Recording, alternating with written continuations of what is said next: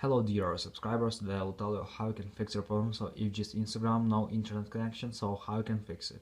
So first thing, just check your internet connection. So just go to the settings. In the settings you need to find Wi-Fi. Just open it, just try to turn it off and turn on again. And if it doesn't help you, just open mobile data or cellular data, just try to turn it off and turn on again.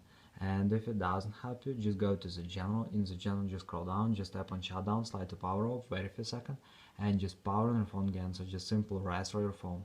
And if it doesn't help you, if you still have the server, so just try to update your own Instagram. So just go to App Store, just go to search tab.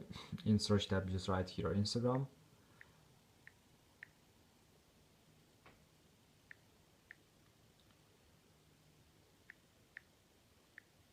And if you see here not open but update, you just tap on update and wait until it will successfully install the latest updates for your Instagram application. So thanks for watching, have a nice day, subscribe to my channel, click like, and goodbye.